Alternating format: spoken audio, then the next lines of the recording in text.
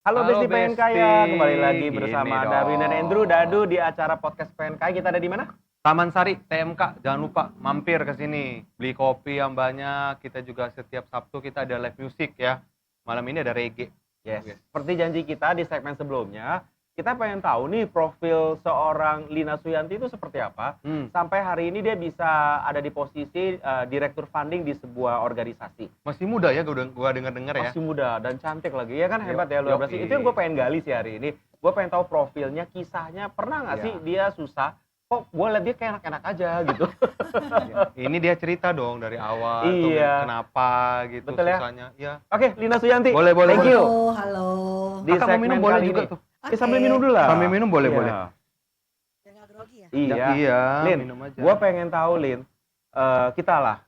kita semua pengen tahu mewakili Besti Pengen Kaya nih. Kita pengen tahu gimana sih perjalanan hidup seorang Lina sampai titik hari ini itu menjabat di posisi direktur funding dan digital ya? Iya, betul. Iya. Ya kan, itu langsung jadi direktur funding kah? Atau gimana? Ceritain dong, gue pengen tahu. Enggak lah, kalau langsung kayaknya nggak mungkin ya, kecuali Iya. perusahaan punya kita ya. Oh. Enggak, kalau misalnya untuk dari awal mungkin saya lulus sekolah itu kan tahun 2002. Nah, 2002 ketahuan nih. ya. Kalau lulus Kalau Lulus 2002 sekolah lu atau lulus kuliah nih? Lulus sekolah dong 2002. Sekolah. SMA. SMA. Ketahuan umurnya. Ketahuan langsung ya. Jadi kita nggak perlu sebut angka lagi, langsung Iya, ketahuan. udah Oke. ketahuan. Jadi lulus sekolah 2002 itu kan langsung kita kuliah. Pas kebetulan kuliah juga saya ngambil jurusannya adalah untuk pasar modal. Jadi memang lebih cenderung ke trading kali ya, saham segala macam ya. Jadi memang kuliahnya ngambil jurusan pasar modal. Dan pas kebetulan kuliah itu saya sambil kerja juga itu sudah sebagai broker saham juga. Wow. Jadi memang di bidang trading nggak jauh-jauh. Jadi dari 2002 sampai dengan 2008 itu saya fokus untuk sebagai broker saham dan juga forex. Kemudian 2008 itu baru saya mulai mengajar bagaimana cara technical analysis ya kan untuk trading di saham maupun di forex juga. Ih, cerdas ya. Iya, pintar ya. Itu Nggak kita nyangka, jalankan sampai berjalan, kemudian baru kita mulai masuk ke dunia funding. Mungkin kalau dulu-dulu sebelum koperasi Kopnus Pos ada, itu kan banyak sekali koperasi-koperasi yang lainnya yang kita Iya, tahu lah ya. iya, betul. Itu saya mulai menjadi koperasi yang lainnya sebagai marketing. Sales marketing of funding Berarti juga mulainya sebenarnya. dari sales dulu. Semuanya dari sales dulu, bertahap. Jadi ada jenjangnya bertahap dari sales marketing, funding, khususnya semuanya dari dulu funding. Dulu waktu saya jadi broker saham kan juga Iya, mau funding maunya ya. funding juga Bener ya. Kayaknya kan nyari nasabah yang memang mau trading saham juga, itu Iya, funding betul. juga hitungannya. Kemudian habis setelah dari broker saham saya ngajar, setelah ngajar saya balik lagi ke dunia funding lagi yang memang mencari deposan lagi. Iya. Sampai akhirnya saya join di Kopnus Pos, itu juga awalnya saya join itu awalnya juga sebagai marketing funding dulu. Kemudian naik menjadi head of funding, kemudian baru menjadi director of funding. Berapa lama itu jangka waktunya? Kalau dari Kopnus Pos saya join itu kurang lebih 2019.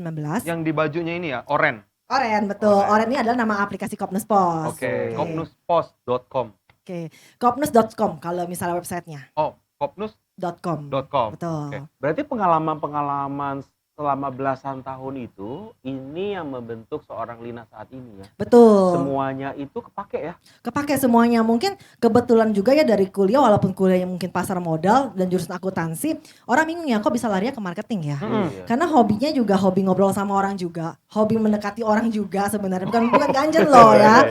Hobi mendekati orang juga, hobi untuk sharing-sharing ilmu juga ke orang. Jadi mungkin lama-lama banyak relasi juga yang mempercayakan kepada kita juga ya. Jadi mulai bertahap untuk dari marketing funding akhirnya sampai dengan hari ini. Wow. Oke. Total udah berapa tahun di Kopnus Pos? Dari 2019 hingga sekarang. Wah. Berarti kurang lebih 4 tahun ya. Kita bisa diterima nggak di Kopnus Pos? Bisa. Jadi Kopnus Pos tuh gak cuma terima karyawan aja tapi terima agent juga. Oh, terima agent Jadi juga. siapapun bisa menjadi agent Kopnus Pos juga. Wih, bukan cuma asuransi ternyata terima Semuanya ya. Kopnus Pos juga terima. Lin, kita ngelihat seorang Lina saat ini kayaknya enak-enak banget nih.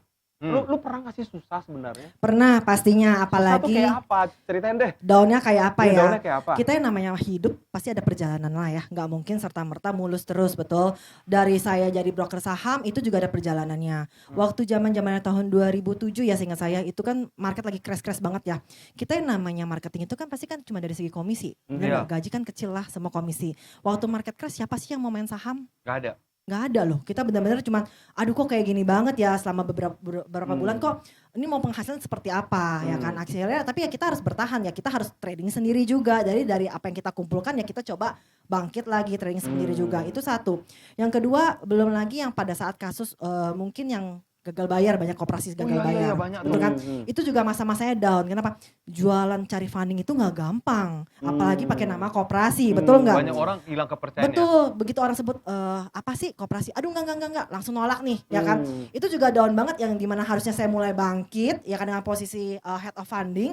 Tapi saya harus coba jualan ke orang-orang menjelaskan nih koperasi seperti apa. Nggak semua koperasi sama. Tapi kan yang namanya dunia seperti ini buat investasi orang nyarinya keamanan. Ya. Begitu dengan nama koperasi, orang image-nya udah jelek banget, udah buruk banget. Itu waktunya saya benar-benar mati-matian harus ngejelasin ke mereka nih bedanya kita apa. Ngebuktiin dana kita dikelola kemana. Kamu pernah gak sih ditolak mentah-mentah gitu? Sering sekali, Masa sering. sih dengan paras seperti ini ditolak gitu? Penampilan gak menjamin kalau gak akan ditolak loh.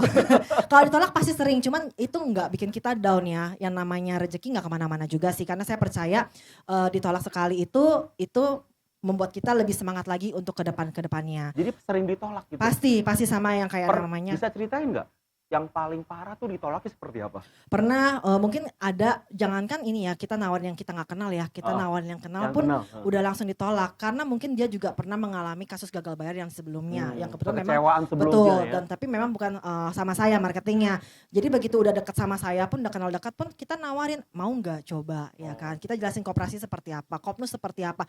Aduh enggak, udah cukup dulu deh, gue udah gak sanggup nih, gue udah ada rasa trauma segala macam kan ya. Ya balik lagi, saya pelan-pelan tetap kasih melayani juga lah, ibaratnya jangan sampai orang itu juga trauma untuk menyimpan dananya baik di bank maupun di koperasi.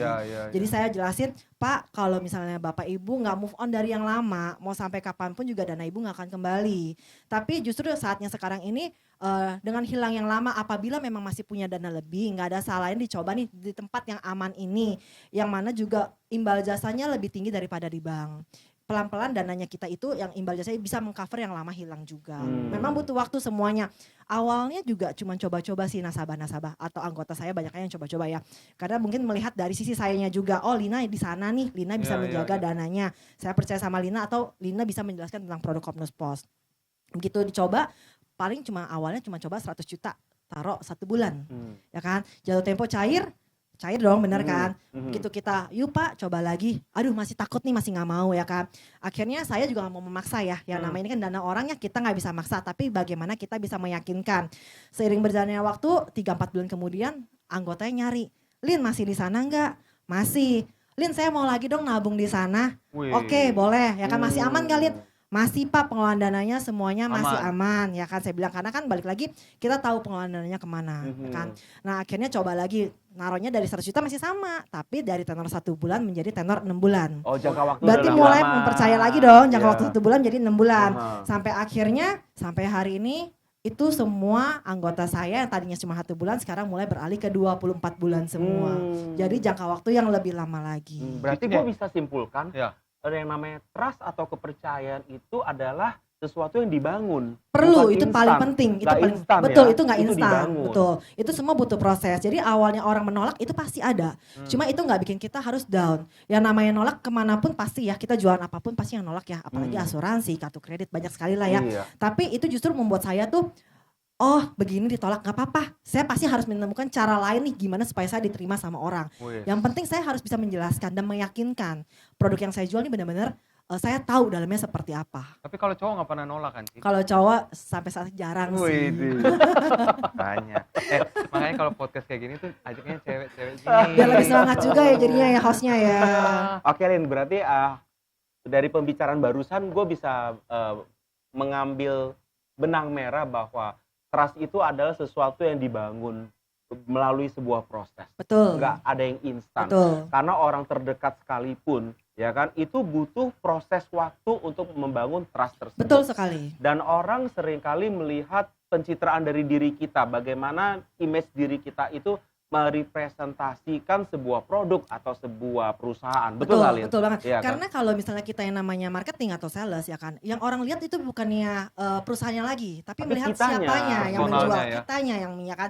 Siapa sih yang bisa menjaminnya? Itu yang mereka lihat, yang mereka pegang tuh siapanya, adalah marketingnya, bukan dari perusahaannya. Balik lagi nih, kita mungkin bekerja di perusahaan A nih, orang juga nggak tahu lah perusahaan A siapa, yang punya siapa juga orang nggak tahu. Tapi Iya. karena kita di dalam, kita tahu semuanya, kita bisa menjelaskan detail semuanya seperti apa, orang melihat dari segi kitanya. Jadi orang pegang kitanya, kita sebagai marketingnya. Oke, Lina, pertanyaan selanjutnya. Ketika Lina kan pernah jatuh, ya kan, jatuh.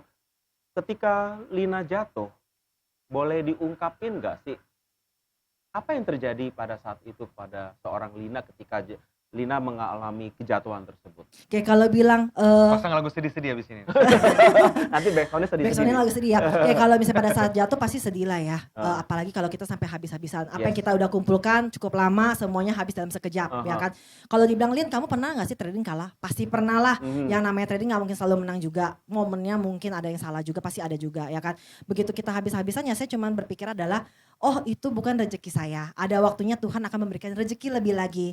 Yang pasti kita harus ikhlas. Walaupun pasti punya rasa sakit Oke, ya. ikhlas. Ikhlas, betul. Pertama belajar ikhlas dulu nih. Betul, kita harus Oke. rela lah ya. Ibaratnya, oh mungkin itu memang bukan rezeki saya yang harus saya kembalikan lagi. Ya kan, Oke. saya percaya berikutnya pasti Tuhan akan kasih lebih lagi. Hmm. Nah, kalau kita udah ikhlas, pintu jalan kita akan dibukakan dan lebih lancar lagi. Dan itu dengan sendirinya pasti ada rezeki yang masuk-masuk lagi. Oke. Jadi kalau kita nuntut yang sesuatu bukan punya kita percuma. Jadi Iya, maksud iya, saya iya. kalau kita udah hilang sesuatu, jangan langsung down begitu aja. Kita harus menemukan cara untuk cari penggantinya sebenarnya yang memang kita butuh effort lagi ya buat Iya, cari iya, penggantinya. iya, iya. Tapi saya yakin dengan kita ada rasa ikhlas rela itu, pasti Tuhan juga buka jalan untuk kita. Berarti Ikhlas, kuncinya merelakan ikhlas dulu Betul, ya. Selama betul. kita belum merelakan, belum mengikhlaskan, itu susah terbuka pintu Betul, baru karena ya. ada beban baru beban di sisi kitanya ya Betul, kan. Jadi betul, betul. kita akan kepikiran terus nih. Kalau kepikiran terus ya sampai kapanpun nggak akan maju. Tapi kalau dengan kita ikhlas, kita terbuka, pikiran kita akan jadi lebih tenang. Lebih Kita tenang. bisa ketemu jalan yang, oh saya harus gimana ya nyari uang lagi nih buat nyari gantinya lagi. Karena sudah merelakan Betul nih, gitu sekali, ya. betul. Wih, yeah. Oke, Lina, Direktur kalau ngomong tuh gue suka banget loh ini. Lin. Sampai nggak bisa muter pala gue. Setelah kita mengikhlaskan, merelakan, barulah nanti akan terbuka pintu-pintu baru karena kita udah berasa lebih tenang, lebih calm, bisa merelakan apa yang sudah terjadi di masa lalu. Pertanyaan gue, Lin, sekarang, bagaimana proses seorang Lina menerima atau mengikhlaskan hal tersebut? Prosesnya tuh gue pengen tahu, Lin. Ya, Butuh pertanyaan waktu lu sih pastinya panjang ya. loh, Win. Iya, Panjang gue pengen loh. tahu Ini kan kayak mau lagi belajar. curcol ya Iya, sebenarnya mau belajar, ya. mau belajar. Kalau untuk butuh waktu pasti butuh waktu lama. Ah. Tapi balik lagi harus ada teman-teman atau dukungan dari pihak dekat ya, Support keluarga, system. support lah dari keluarga kita ya kan. Ikhlas, support Maksudnya system. betul, yang maksudnya jangan bikin tambah down lagi. Karena itu terpenting juga. Kalau misalnya kita udah down, teman-teman sekitar kita, keluarga juga bikin down lagi, ya udah lemes ya. Berarti harus ada support, Support system ya, ya. betul, teman-teman, keluarga, pasangan kita itu semua harus support sama kita yang memang mendukung kita. Yuk bangkit lagi, jangan kayak begini-gini terus karena ya itu saya bilang rezeki sudah diatur yang di atas. Berarti lingkungan itu juga penting, berpengaruh ya. penting. Oke, lingkungan yang baik akan mempengaruhi masa depan kita. Lingkungan yang buruk juga Mempengaruhi masa depan kita. masa depan Betul, kita. Betul ya, Lin ya? Betul sekali. Oke, Lin. Akhir kata deh. Gue pengen Lina sampein ke Besti Pengen Kaya. Kepada Besti Pengen Kaya yang saat ini sedang down, sedang meratapi nasib, sedang mengalami kegagalan, sedang mengalami kebangkrutan. Ada nggak tips buat teman-teman semuanya supaya bangkit lagi, Ya. supaya semangat Supaya lagi? nggak depres lagi silakan. gitu. Oke, untuk teman-teman yang mungkin mengalami beberapa kendala ya sebelum-sebelumnya mungkin bankrupt atau mungkin banyak kehilangan dananya, tempat atau apanya. Kalau prinsip saya adalah jangan mudah menyerah. Karena selama kita masih hidup, kita masih diberikan kesempatan sama yang di atas untuk mencari rezeki lebih lagi. Pasti ada caranya. Kuncinya tadi cuma satu, support itu dibutuhkan oleh kita, support dari pihak keluarga juga, dari teman-teman terdekat juga itu perlu lah ya. Kemudian sama satu lagi adalah ikhlaskan dan relakan. Saya yakin dengan itu semua itu bisa membuat kita bangkit kembali. Wes. Wih deh, kita kasih plus dulu. Thank you. Ikhlas, Nah, support Lalu system. harus ada Sama support support. system. Dua itu yang paling penting Dua itu yang sebenarnya. paling Betul ya. Udah gue catat dari tadi. Oke, jadi kuncinya ya langsung ya. Kuncinya. Kita jadi dong. belajar banyak nih hari ini. Iya, Harus iya, belajar iya. ikhlas. Ikhlas. Dan ikhlas itu butuh proses. Betul. Lalu harus punya support system yang mendukung kita untuk bangkit lagi. Betul sekali. Soalnya Ya. menurut gua gini loh, seorang Lina ini yang menarik adalah dia masih muda, jabatannya oke. Nah kan tadi kita udah banyak belajar, episode sebelumnya kita udah cari tahu tuh dia di Kopnus Pos Ya, itu Kopnus Pos. apa. Nah mungkin teman-teman kalaupun mau nanya-nanya bisa nanya di bawah di kolom komentar. Kalau bisa mau tanya di IG kita, di TikTok juga bisa ya, Win Langsung ya. Japri boleh. Nanya nomor telepon dia, katanya gua. Udah langsung di-save duluan ya. Iya, lu jangan nanya nomor teleponnya berapa, jangan gitu Ya ya. udah, thank you banget Thank di you. kisah Thank you inspiratif juga hari ini Darwin, Lina, Andrew. ya Thank kan ya. you. Thank you. Gue yakin Besti Pengen Kaya pasti terinspirasi dengan kisah seorang Lina Suyanti. Ya, kita akan bertemu lagi di podcast berikutnya dengan narasumber-narasumber yang nggak Yoi. kalah menarik juga, pastinya sama menariknya juga dengan Lina Suyanti. Oke, nongkrong bareng, Kaya bareng. Sampai TMK. ketemu lagi Besti Pengen Kaya. See you, Bye-bye. Foto dulu ya. Lina tengah.